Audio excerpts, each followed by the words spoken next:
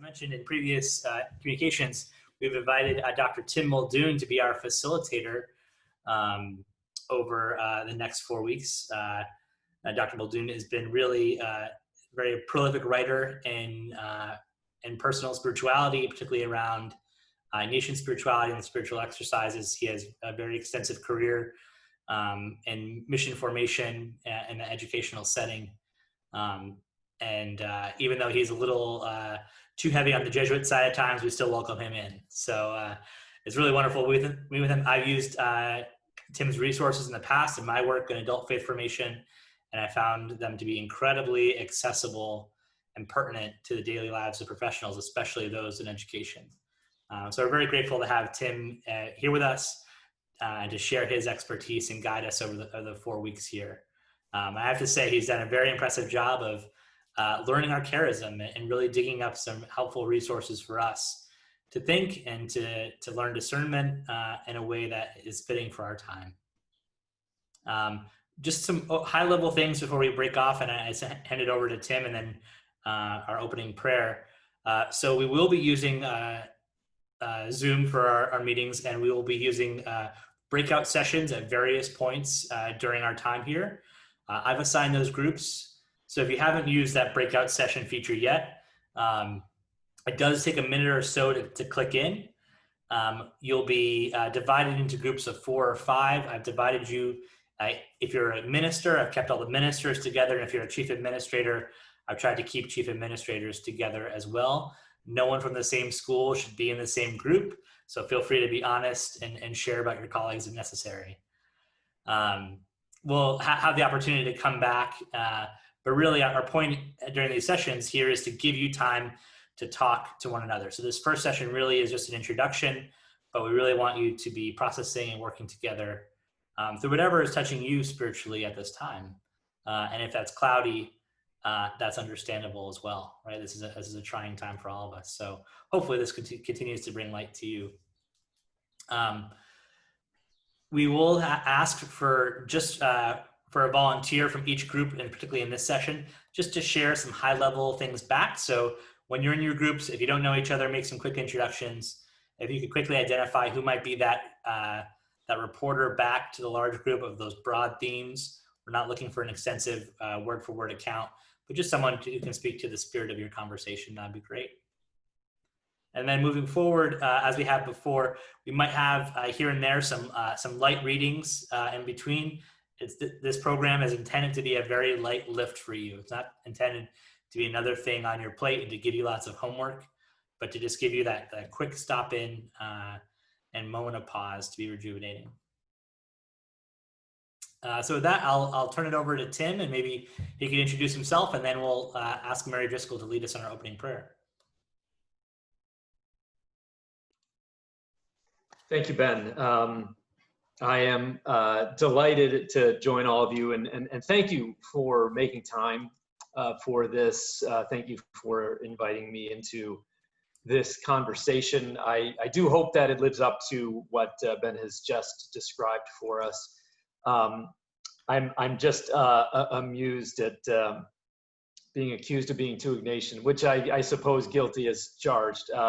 But as you'll see, what I'm trying to do in these 4 gatherings that we will be having over the next month, I really am inviting us to go to the roots that are nourishing for us. And I really want to pick up on what Ben said about self-care. Let's just all acknowledge that wherever we are right now, it's harder than where we were this time last year. Let's just name that. Let's just allow that to be the truth of where all of us are. But let's also acknowledge that I think the best of really any spiritual tradition, but certainly the spiritual traditions that have been so central in Christianity, do emphasize that there is a need for Sabbath. Obviously, we get that from our Jewish brothers and sisters, but there is a time for rest. There is a time for recognizing that there is a God and we are not God. And so taking care of ourselves is important. My hope is that in these 4 sessions, you will have the opportunity to take at least enough of a step back from whatever is making you busy these days, and just allow it to be a little bit of recharge of your batteries. And hopefully even in this session that will be clear on how that will go. Again, what Ben said is this is not meant to be heavy lifting. There will not be a lot of homework. If anything, maybe just a little bit of a spur for some thinking. So that short article that I shared for even this session, to situate what we are doing. And I take very seriously this idea that leisure is what we live for. Leisure is in a sense the point of life, that we don't live to work. We live in God's grace, and our work sustains us, but it's not the point of what we do. It's important. It's an expression of us. But these 4 sessions, again, are just a chance to take a step back, see the bigger picture, and to return to the roots of what we are and who we are, in order that our work may be a more authentic expression of it. So that's going to be the thrust of this gathering, and then the next 3. As I'm transitioning to sharing this screen, I am going to invite whoever it is that will be leading us in prayer to do just that. After which I will just take it from there and lead us through some reflections, and then, as Ben said, eventually into some conversation that we will then pick up in the later part of this session. So I forget who it is that I'm asking to lead us in prayer. With Mary Driscoll. Yes, Mary, would you please? Yes, good morning. Let's begin in the name of the Father, the Son, and the Holy Spirit. Amen. Amen. Today we have set aside this time from our daily schedules to come together as friends and colleagues who wish to honor and praise God as we strive to follow the path of our founder, Theodore James Ryken, to live ordinary lives that give witness to God's unconditional love. Through this virtual retreat, we ask that God will help us to draw closer to Him and His Son, Jesus. As we gather, Lord, please come and speak your words of wisdom into our hearts and lives. So on this day and all the days of our retreat, may we come to the water to be refreshed and delighted by your presence. And may God help us to embrace one another, our similarities, our differences, our concerns, and our joys. Inspire our hearts, Lord. Heal our wounds. Bring your peace into our worries and your hope into our disappointments. Come, Lord, weave your love into our fellowship together, that we may overflow with your grace and allow your truth to light up our lives anew. As we begin this time together, let us prepare ourselves to be open to God, so that He may take us where He wishes us to go. With God's help and grace, may we go forth from this day, a faithful Xaverian lay minister, bringing God's love and justice to all our brothers and sisters, that we may meet along the way. Amen. Amen. Thank you for that prayer, Mary. That's just beautiful, and it sets our tone, I think, exactly where we want it to be. I'm very struck by some of that language of particularly imitating Theodore Ryken, of resting in God's care for us. Those are the kinds of themes that I want to pick up on over the course of this retreat. One just practical note before we begin. I mentioned in the short video that you saw in preparation for this, that if you can get outside, that's great. I see that 1 or 2 of you have done that. Mary, you're in a great spot there in a corner with a room looking outside. For much of this, it's going to be perfectly fine to just listen. It's not heavy on the visuals. There will be one that I will share a little bit later in this presentation where there is a visual. But I mention that now because I want you to feel comfortable. If you need to get away from looking at a screen, for all of us, I think this this transition to the virtual space and using Zoom has brought with it the recognition that it's hard to be looking at a screen a lot, regularly. So if it's helpful, and if you just even need to click off the video, that's fine. If you want to get yourself into a more comfortable position, that's fine. Sometimes, I'll just put in headphones so I can even walk around the room. That's fine too. If you're outside, great. But again, all that is to just give us some permission that this is not a meeting. This is not an office environment, if you want. This is more a prayer environment, okay? So, and here I will unashamedly borrow from an insight of St. Ignatius, who said that, if you need to pray lying down, that's fine. If you need to stand up, sit down, whatever it is, posture can actually facilitate prayer. And so if that's helpful to you, then please do. Again, if you just want to click off your video and if you want to go offline so you can be more comfortable, please do. Please do. What's more important is just kind of staying attentive. And then obviously when we do move into the small group space, to be present to that, right? But so that's just a housekeeping note. But let me get back to our theme for these 4 sessions. And again, Mary, you point to this and I want to pick up on it. And it's the theme that comes from the prophet Isaiah in this beautiful, rich image that he gives of the spiritual life. And let's remember that the context of this is in the part of Isaiah, which is often known as Deutero-Isaiah or Second Isaiah, because it's written during the period when Israel is returning from exile. And I mention that point because in some sense, all of us are feeling a little bit still maybe exiled or maybe starting to return from exile, those of you who have started to trickle back into your offices. But things are different. Things are not as they were before. And Isaiah is speaking to this community, inviting them to this really beautiful vision and reminding them that even in this time of returning from exile, God is present and God offers them a richness and a comfort that is unlike anything that they will find by just turning their eyes to what they see around them. So let me just read this, and I would again just kind of invite you to listen to this as God speaking to each of us wherever we are with this same invitation. All you who are thirsty, come to the water. You who have no money, come, buy grain and eat. Come, buy grain without money, wine and milk without cost.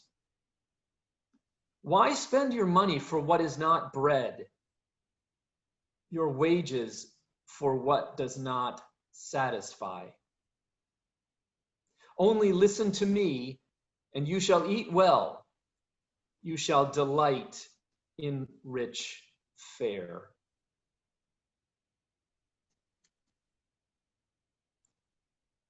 Let me focus us in particular on that line. Why spend your money for what is not bread, your wages for what does not satisfy? And I would even suggest thinking of it in this way. We sometimes, all of us who are educators, and I use the first person plural because I'm not a Zavarian educator, but I'm certainly an educator. Now I'm an educator even that draws from the same well that Theodore Reichen himself drew from. And so we're surrounded in our professional lives by young people who really are still in the process of learning what does satisfy, what will satisfy them. And in fact, I think we ourselves, even as adults, as professionals, may ask that question: what ultimately does satisfy us? And this rhetorical question, why spend your money for what is not bread, your wages for what does not satisfy? And of course, Isaiah here is really inviting Israel, and I think by extension, all of us, to recall that God is the source of that ultimately which satisfies us, because God has created us.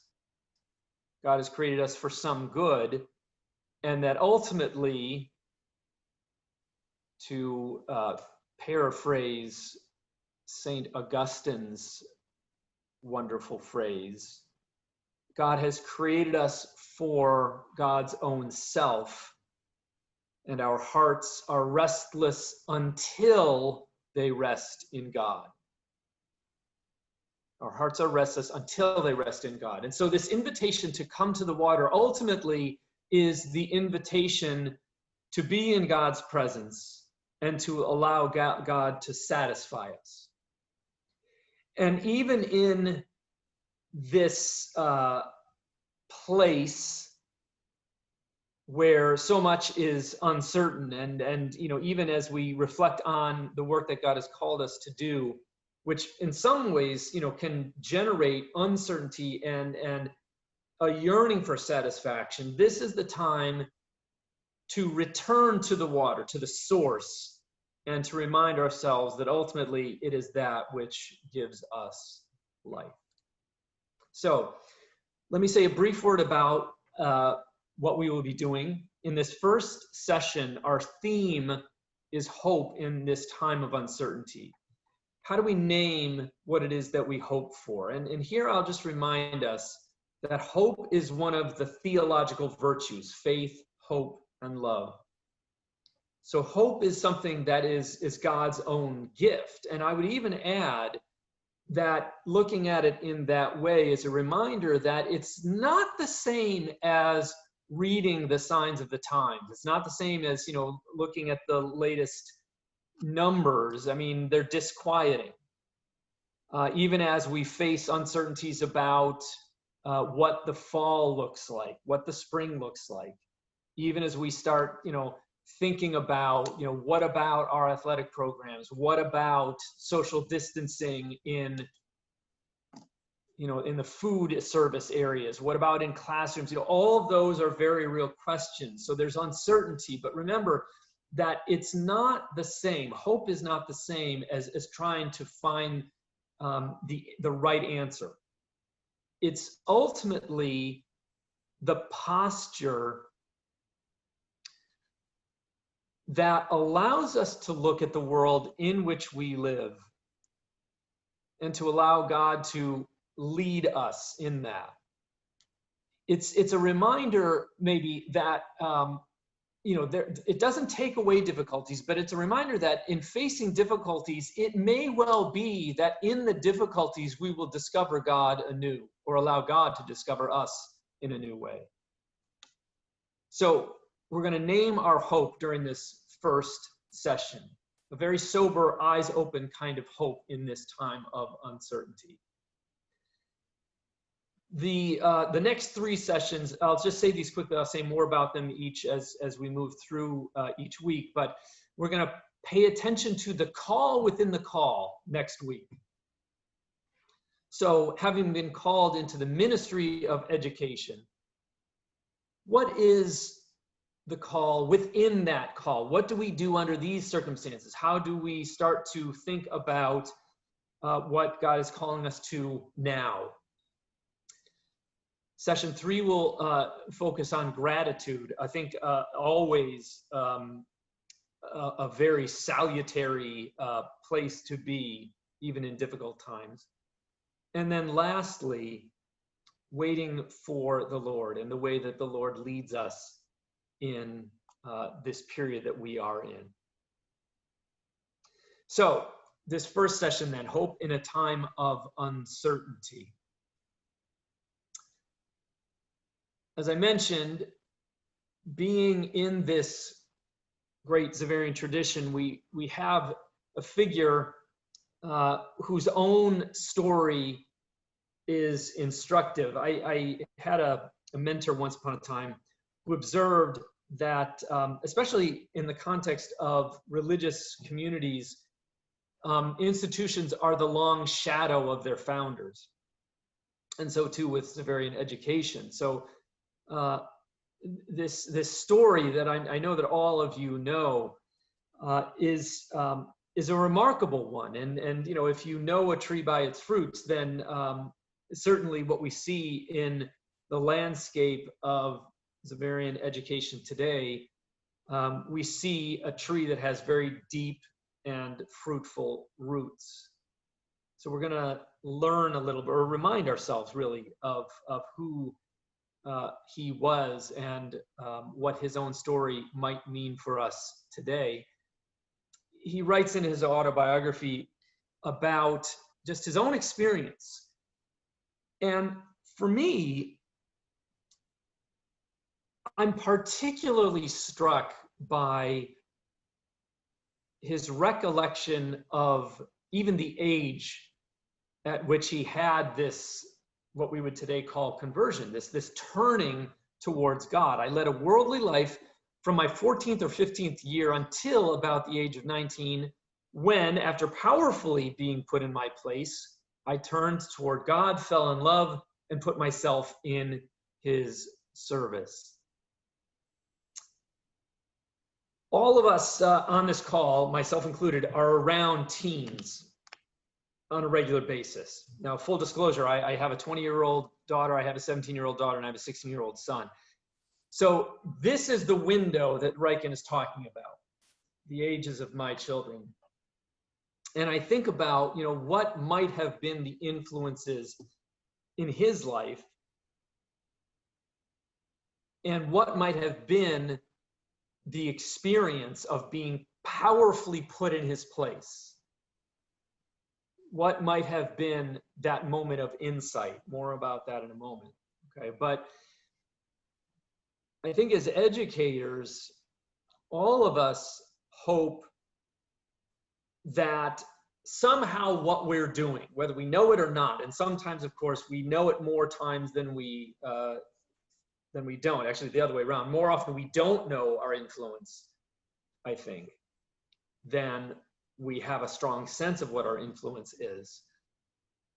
But I think our hope is that whatever it is that we're doing, God is using us towards some purpose, and that God is moving through our efforts to touch young people in a manner similar to what Riken is pointing to in this reflection on his own life. And so the question that I would ask us to consider as I think about this is, where have I seen that? Where maybe have I had insights about the way that God is using my efforts in some positive way? So let me point to these three dimensions that he reflects on in his own personal experience. So humiliation, a turning toward God, or what we more properly call a conversion, but literally a turning, convertere in Latin, to turn with someone towards God, and then a falling in love with God and God's service. I will just observe kind of briefly that this reflection is very much in concert with what we find throughout the stories of the saints over Christian history. And in fact, this threefold path, as I'm calling it, of the spiritual life, this is named in the early centuries of the church as what it looks like to come to embrace God and God's service. Purgation, illumination, contemplation. Those are the kind of three terms that are used. Purgation is a letting go of something, literally a purging, a letting go of whatever is false, whatever is not good. And as I go through this, I'm going to invite you to be thinking about maybe, how does this resonate with my own experience? I'm just going to use a couple more slides to really cue up the question, as you reflect on your own experience, where do you see God, even in the recent past? Okay, so maybe kind of have that in the back of your mind as I'm talking about this. And by the way, as I'm talking, I would very much, and this goes throughout the retreat, if something strikes you, jot it down. You know, if there's a word or an idea that is worth returning to, jot it down. Okay. Ultimately, my hope is that this facilitates your own reflection. Okay. So if you, hopefully, if you have your something to write with, a journal in front of you, write down some ideas. In just a couple minutes, you'll have a chance to reflect individually and then in groups. Okay, so I'm just giving you a heads up now that this is where I'm going to be taking us. But just to pause for a moment longer on this this path that Riken points us to, and that is reflective of the long arc of the Christian tradition in thinking about the spiritual life. Purgation, illumination, contemplation. So purgation is a letting go of whatever is false, a letting go of whatever gets in the way of God. And remember, just to back up, that what he had specifically named was a humiliation. Okay, so God put me in my place. And again, I wonder, what was that? What was that experience? And have we had similar examples? Okay, but a purgation is a letting go. And at least in Riken's case, it was a letting go that it sounds like was not voluntary. It was not something that he signed up for, but it happened. Okay. But I mentioned that point in particular because, and here is something I think that resonates maybe with where we are still in the midst of quarantine. You know, we're doing this virtually. We're not together in the same room. My question is this: has the experience of the last few months,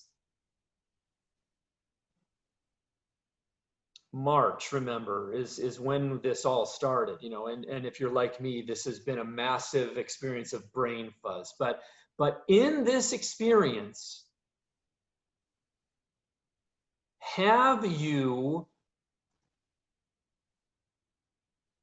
had the experience, as you look back, of God perhaps nudging you to let go of things? Maybe even treasured things. And I'll just use one very concrete example because maybe this resonates with some of you. I think, like many of us, I too had a classroom of young people whose conversation I enjoyed. I enjoyed being in the room with them. And the separation was abrupt.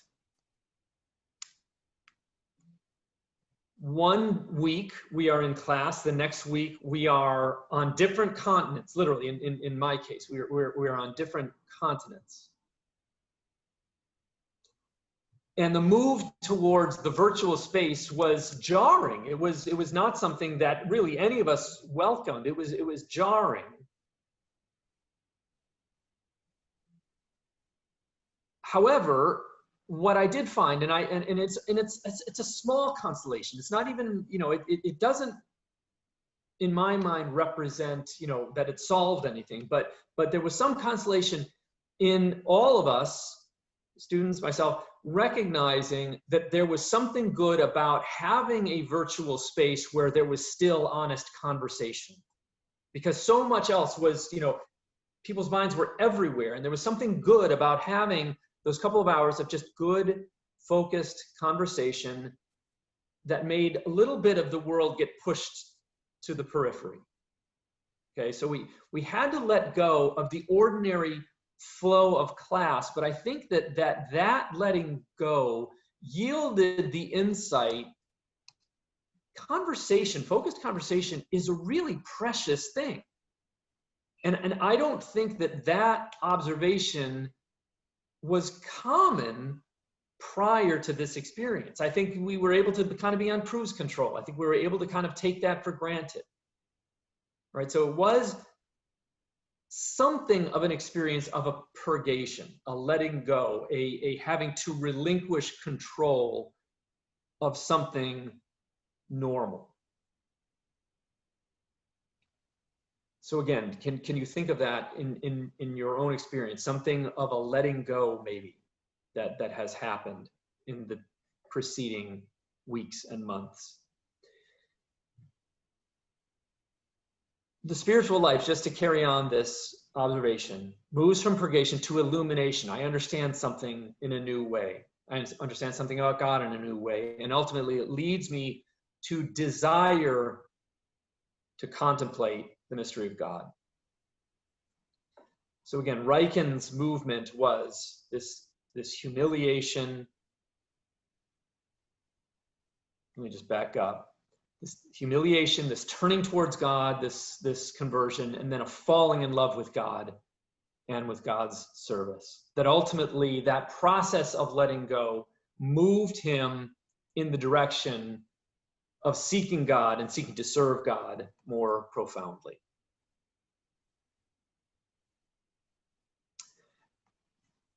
This is just a parenthetical observation. I won't dwell on this. But it just reinforces the same point that when we come to understand ourselves more profoundly, see ourselves as God sees us, even to the point of recognizing our sinfulness, that carves out a space that allows God to be present to us in a new way. It enables us to know God's love more profoundly. So just to reiterate the question, has the experience of the last weeks and months moved me in a direction I might not have chosen, but might have moved me in the direction of seeking to know and love God more profoundly? This is the one image that I was mentioning a moment ago. I'm going to take no more than 2 more minutes and then suggest the direction for your journaling and then for group conversation. This image that Brother Ed Rice calls the Valley of Humility, I find it's just a striking image. And just so as not to confuse anybody, let me just read that text. The large circular shape represents God. So that sun in the top of the image represents God. In the smaller circle, the human person, Theodore James Ryken. The concepts of one's smallness before God, being grounded or brought low, and the radiance of the valley between 2 mountains are some of the images focused on in this painting.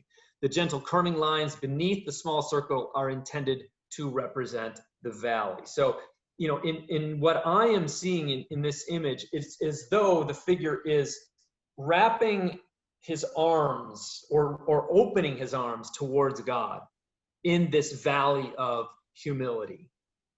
And I will just simply say that what Ryken writes about is absolutely consistent throughout the history of the writings of the saints, for example, that there has to be a letting go, there has to be a kind of purgation, which I'm suggesting in this vein is not something I necessarily choose, but I can respond to. And so the challenge then becomes, how is it that I respond when these kinds of experiences happen? Ryken, of course, influenced as he is by the writings of Ruysbroek. This reflection on the writings of Ruysbroek by Jeanette Soufflita, I think gets at the heart of the matter. She writes this. Jan van Oostenrijk suggests that God gives people glimpses, right, in the word blicke, into their spirit, just like lightning in the heavens. These glimpses come as a brief flash or blick of particular brightness, and then suddenly the light is gone and the person comes back to his usual self. So think of these blicke as insights. Where have I maybe had insights? Maybe a sense of something of what God is doing. And so these are the two questions that I ask us to consider.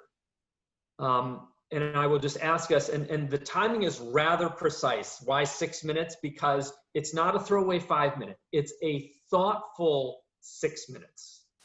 I do this with my students every week.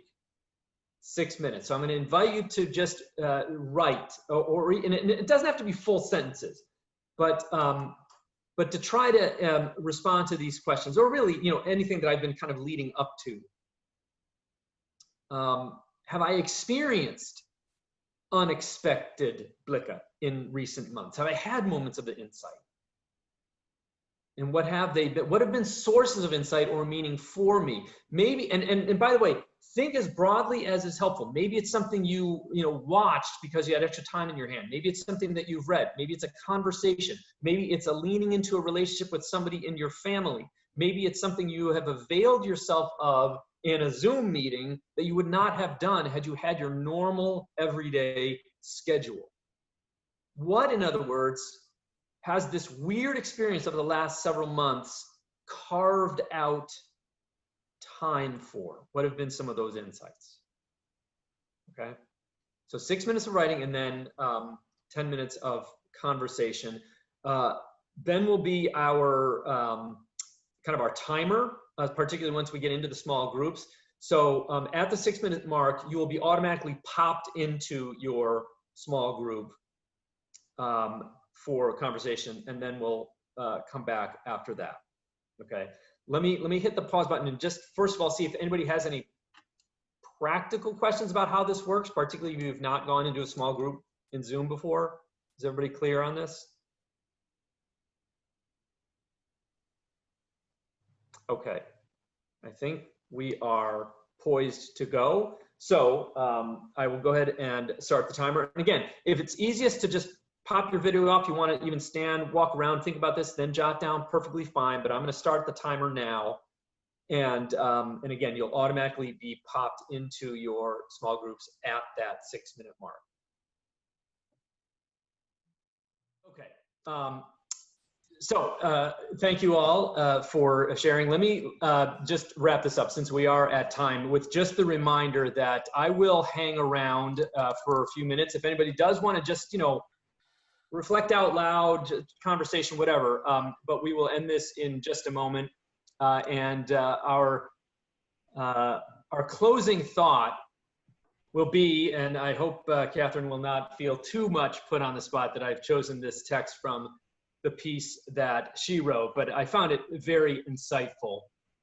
I think probably most of you know Catherine Reynolds at St. Xavier's in Louisville.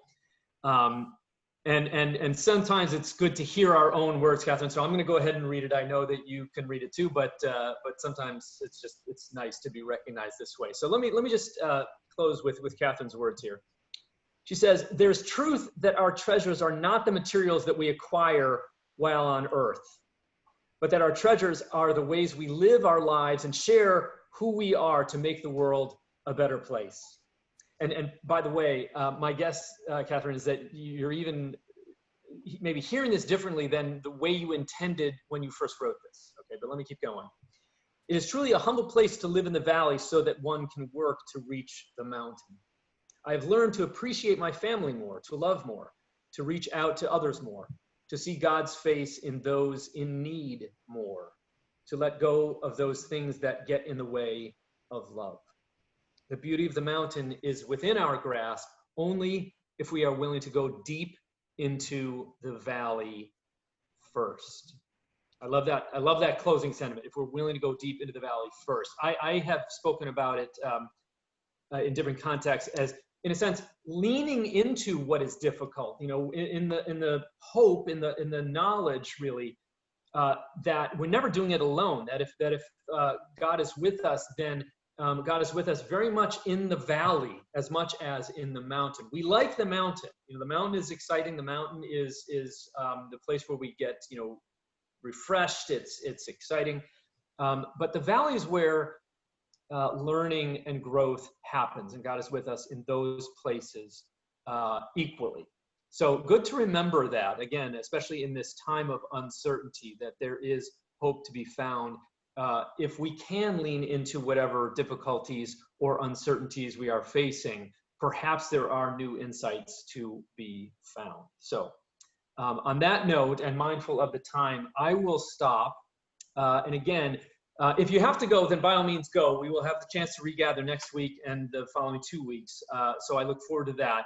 But again, if anybody wants to just stay on for a few minutes, even just to say hi to your colleagues or ask a question of me or of Ben or about the retreat or anything, we'll hang around and you know, just leave it at that. But again, thank you all for your attention. And I look forward to being with you again, same time next week. Ben, any closing remarks that you want to make?